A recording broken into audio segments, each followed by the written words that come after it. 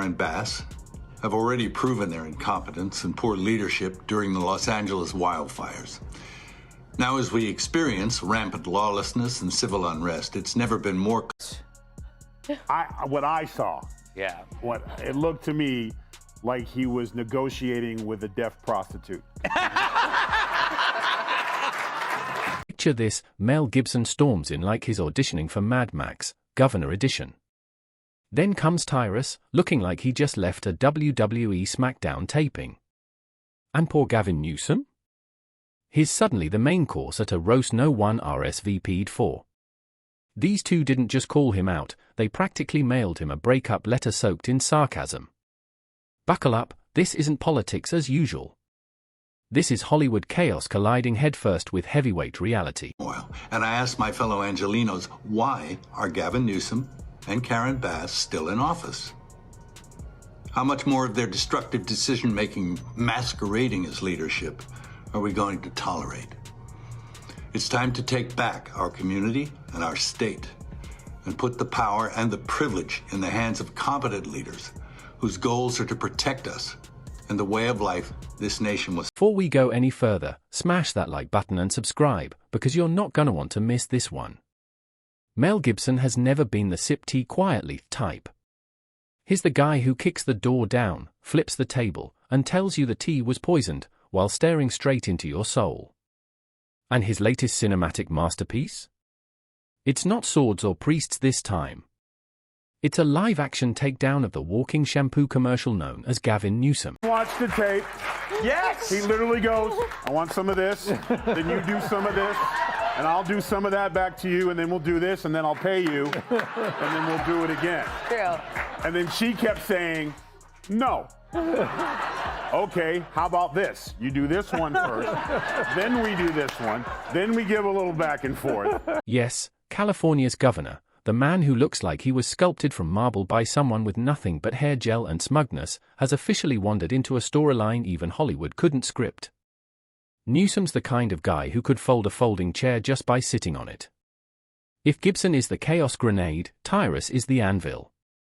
Together, they've tag-teamed Newsom so hard, he's gone from governor to extra in his own political soap opera.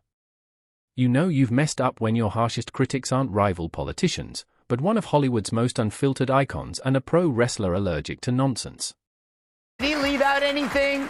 I think there's about 100 other reasons too. Well, you can't, it's not his words when he speaks. Yeah. You have to watch him closely. And some genius decided not to film him any lower than the shoulder. Yes, did you? Yes. So what did he do? You couldn't see the hands. No, but he sent more. Why's Newsom in the hot seat? Easy. The man runs California like it's a 5-star amusement park where all the rides are broken, the bathrooms are locked, and parking costs $50. Instead of fixing anything, he's out there polishing his smile like it's a trophy. Mel and Tyrus? They've had enough. They didn't just throw shade, they built an eclipse. Gavin Newsom and LA Mayor Karen Bass, well, they were also suggesting that LA was under control. They had it covered while, of course, LA was essentially burning. And they've been blaming Donald Trump for all the chaos in LA, while Gavin Newsom has been trying to emerge as the strong leader of the Democrats as he eyes off the presidency in 3 years' time. But actor Mel Gibson has spoken out, blasting the governor and the mayor, rightfully so, for their disastrous leadership. Mel Gibson's motive is clear. He's spent decades in Hollywood watching phonies rise to the top by faking sincerity. And nothing screams phony louder than Newsom pretending to be the golden boy of progressive politics while his state looks like a dystopian Netflix set. Gibson's probably thinking, I've played villains less cartoonish than this guy. If Mel is roasting him with surgical precision, Tyrus is bulldozing through him like a freight train full of sarcasm. And here's the kicker, this isn't just about politics. It's about the image. Newsom struts around like a presidential hopeful, hair slicker than an oil spill, practicing his serious leader face in the mirror like he's auditioning for the West Wing, Instagram edition. Meanwhile, California's reality looks like Gotham without Batman, deodorant locked up in drugstores while tent cities compete with Starbucks. Mel Gibson's had it. Yeah. He's negotiating with the deaf prostitute. Yes. Yeah. Let's just stick with that. Yeah. More likely. Yeah. Now, a lot of people have been coming out and calling out, Gavin Newsom endlessly, and the biggest one of all is Mel Gibson. We all know that he is a very big, open critic of Gavin Newsom, and he continues to actually do that, and rightfully so, because we already know that there's a lot of issues going on right now within the state of... Picture it. Gibson points out the chaos, Tyrus doubles down with that smirk that says, "We see you." Newsom's left standing like a prom king whose crown just got snatched. The humiliation isn't that they roasted him, it's that their roast went viral. When Hollywood madness and wrestling grit unite against you, your politics have officially become meme material. California's turned into the political version of a pothole-ridden highway, expensive to fix, painful to drive on, and completely ignored by the man in charge. Gibson isn't dropping polite critiques, he's hurling cinematic-grade insults. Tyrus plays the hype man, nodding, delivering comedic body slams. Together, they shine a spotlight so bright it makes Hollywood red carpets look dim. The irony? Newsom always wanted to be the star. Lost his house in these wildfires. And what you just saw there was an effort to recall the governor and Mayor Bass. Does his star power in this matter? It matters in the sense we're playing it now on national television on a highly rated Fox and Friends First show, and that has gone viral on social media.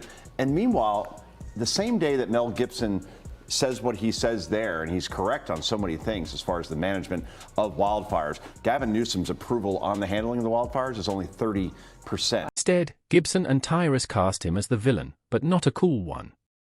Think Scooby-Doo bad guy. Pull off the mask and it's just some dude running a scam on the town. Newsom thought he was auditioning for president. Turns out, he's the comic relief. He parades around like the lead in a Netflix drama, but the script's pure satire, endless scenes of him combing his hair while potholes multiply like rabbits. If even Mel Gibson looks at California and says, "That's too dystopian," you know you've gone off the rails. Then comes Tyrus with the verbal elbow drop, a disaster in hair gel. He's allergic to nonsense, and Newsom practically gives off fumes of it. Watching Tyrus tear into him is like watching a pit bull destroy a chew toy shaped like a politician, no hesitation, no mercy, just squeaks and shredded ego. Look at the blinking. Blink, look, meet me at the house. Like, he's blinking. He's sending, I'm getting there. Hey, just so you know, I'm not wearing pants. Ew. And then, look, he's blinking. And then eventually, the camera guy realizing that he's signaling him, so he gets appalled, leans back, camera comes down, and then we're back to this. I'll do this for you, you do this for me a little. So he's saying whatever he's going to say. There it is, see? They couldn't hold him back. He's like, I'm not on film. Oh, I'm not, nope. What makes it golden is how Newsom probably thought he was untouchable. Politicians expect rivals or journalists, not Mel Gibson and Tyrus. Gibson brings explosion energy, and Tyrus backs it up with heavyweight punchlines. Together, they call out not just California's collapse, but the absurdity of a man acting Oval Office ready while his own state looks like a post-apocalyptic reality show.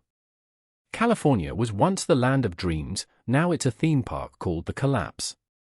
Free entry if you're homeless, overpriced if you're not. The only working ride? The one that takes you out. Gibson knows what a blockbuster looks like, and this isn't it. This is straight-to-YouTube fail compilation. He mocks the vanity, Tyrus delivers the knockout, great hair doesn't fix bad leadership, it just makes the failure glossier. You can almost picture Newsom backstage, watching the clips, running his fingers through his hair like that's gonna fix anything. Well, speaking of full of isn't it, I'm sorry, I'm confused. He's still governor, right? Yes. Yeah. So he could do something about it. That's the most irritating thing, is like, why did anyone say with a follow-up where he's like, the homeless situation is ridiculous? Follow-up question, aren't you governor? Yeah. Like, that's the difference. That's the difference between the radical left and President Trump. He'll talk about something. Because when you've been reduced to a punchline, all that's left is the illusion of control, and his illusion comes with a blow dryer. This whole roast exposes Newsom for what he is, a man who mistakes appearance for substance. He's a knockoff designer bag, flashy until you use it. Sure, he's survived scandals before, lockdown dinners, policy flops, speeches that sound like TED Talks for people who hate facts. But when Mel Gibson, Hollywood's chaos king, turns his lens on you, and Tyrus follows with a verbal choke slam. Your glossy image starts to unravel like a cheap costume. The timing couldn't be worse. Just as Newsom's polishing his presidential ambitions, Gibson and Tyrus hand him a savage reality check that plays like a blooper reel. The man trying to look like a contender just became the punchline. More of their destructive decision-making masquerading as leadership are we going to tolerate? It's time to take back our community and our state and put the power and the privilege in the hands of competent leaders whose goals are to protect us and the way of life this nation was founded upon and promises to offer. That's all. That humiliation? It's not going anywhere. Gibson and Tyrus didn't just roast him, they wrote the manual on dismantling the Newsom myth. They proved you don't need policy debates or political think pieces. All it takes is sharp wit, brutal honesty, and the guts to say what everyone's been thinking. The emperor's not just naked, he's drenched in overpriced pomade and denial. Gibson's seen enough fake scripts to spot one from miles away, and Newsom's whole persona feels like it was written by a PR intern with a Pinterest board. Gibson calls it shallow, Tyrus turns it into performance art, a full-body slam of mockery. With us. Meet me at my house. You get mine. I get yours. It'll work out.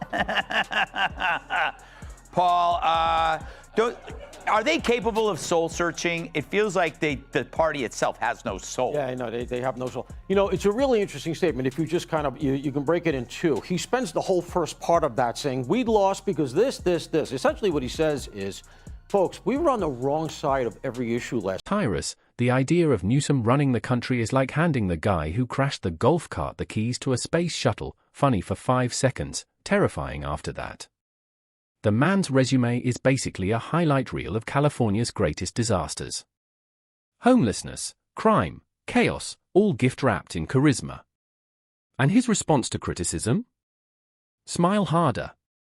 It's like watching a kid try to pass a test by writing his name in glitter.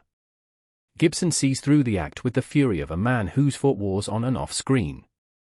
Tyrus? He just calls it like it is, bad acting. Picture Newsom on a debate stage, one side, seasoned political brawlers, on the other, a guy perfecting his smirk. Gibson would call it miscasting. Tyrus would call it comedy. And the worst part? Newsom can't fight back. He can't trade punches with a movie legend or a pro wrestler. If he responds, he loses. If he stays silent, the roast lingers. Either way, he is trapped. Gibson and Tyrus have him locked in a comedic chokehold.